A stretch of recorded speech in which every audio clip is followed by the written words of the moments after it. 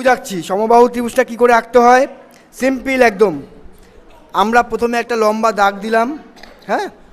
দাগ দেওয়ার পরে আমরা এই যে পয়েন্টটা পেলাম, এই পয়েন্ট থেকে যে কোনো একটা মাপ নিয়ে একটা বৃত্তচাপ বা আর্ক কাটবো। এখানে একই মাপ নিয়ে এখানেও একটা আর্ক কাটবো, একই বৃত্তচাপ আঁকবো, এবং এই পয়েন্ট থেকে একটা আবার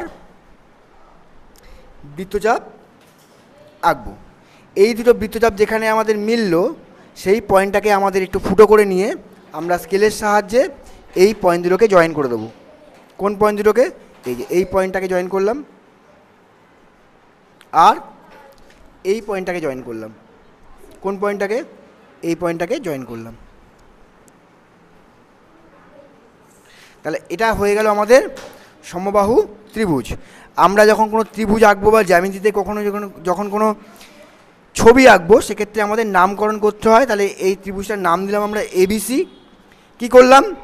যে কোনো একটা সরলরেখা এঁকে এই পয়েন্ট থেকে যে কোনো মাপ নিয়ে একটা চাপ কাটলাম, একই চাপ নিয়ে এখানে একটা কাটলাম, এবং একই চাপ নিয়ে আমরা এখানে একটা কাটলাম।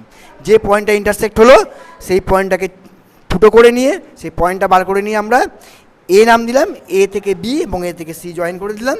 তিনটে বাহুর দৈর্ঘ্য সমান হয়ে গেল। এই সমবাহু ত্রিভুজের বৈশিষ্ট্যটা কি?